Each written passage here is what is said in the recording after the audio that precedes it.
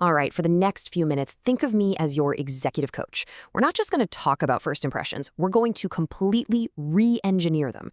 We're going to turn them from something you hope goes well into your single greatest professional asset. Let's get to work. Let's just start with a hard truth. And this number, it's a bit of a shocker. It takes 1/10 of a second. That's it. That's how long it takes for someone to form a judgment about you. Most of the time, this happens before you've even said a single word. That is the entire window you have to play with. So, the big question is, what are you broadcasting in that tiny fraction of a second? You see, the biggest mistakes people make with first impressions aren't the obvious blunders. They're the invisible ones, the ones that make you memorable for all the wrong reasons. And today, we're going to fix that. So, here's our game plan. This is the 5-step playbook to make sure every single impression you make is powerful and, more importantly, positive.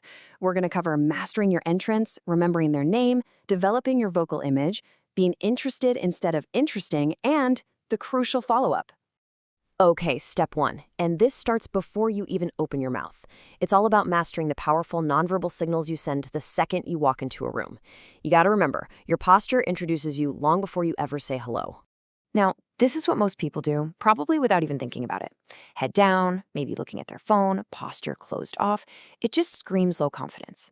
Instead, I want you to use what I call the doorway reset. It's simple. Every single time you walk through a doorway, see it as a trigger. Shoulders back, head up, open posture. You are literally creating a new, powerful impression in a new space. Okay, so you've walked in with presence. What's next? The first verbal interaction.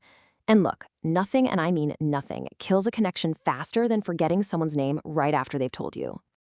Now, you've probably heard the advice to just repeat their name over and over. Forget that. It can sound, well, kind of robotic. Instead, use this 3-step technique to actually lock names into your memory. First, really hear the name. Second, create a crazy, vivid mental picture to go with it. And third, this is the most important part, keep that picture to yourself. And here's where the magic happens. A really vivid, maybe even silly internal image makes recalling the name effortless. So if you meet a guy named Michael and you instantly think, Massive Michael, it's gonna stick. This becomes your own secret mental filing system. Honestly, the wilder the association, the better you'll remember it. All right, you've got the name locked in. Now we tackle the other half of the equation, the one that almost everyone neglects. It's not just what you say, but how you sound. This is your vocal image. And this slide just says it all, doesn't it? Anyone with a credit card can buy a strong visual image, a nice suit, a fancy watch, whatever. But a compelling vocal image, one that actually projects authority and trust, that, my friend, has to be earned. So where do you even start with this? Well, it all boils down to one simple, non-negotiable thing: self-awareness. You cannot improve what you're not aware of. The journey to a powerful vocal image begins by finding your own communication blind spots. You have to hear yourself the way others hear you. Okay, so we've nailed your physical presence and your vocal image. Now let's get to the heart of the conversation. And this is where so many people get it backward. They try way too hard to be impressive.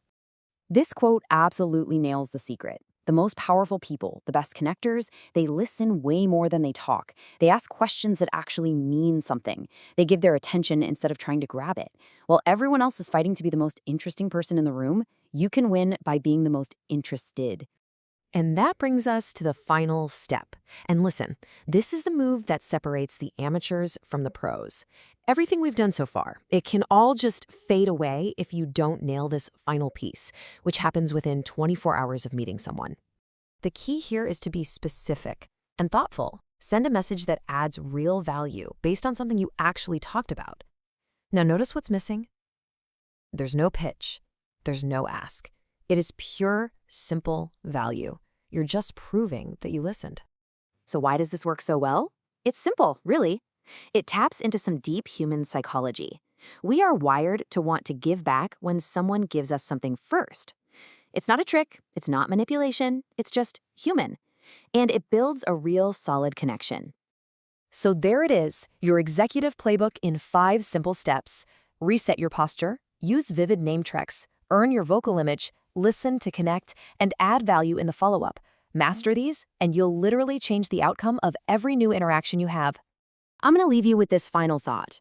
Every new person you meet, every call you jump on, every room you enter. It's a fresh opportunity to put this playbook into action. It's a chance to redefine how the world sees you. So, who are you going to choose to be?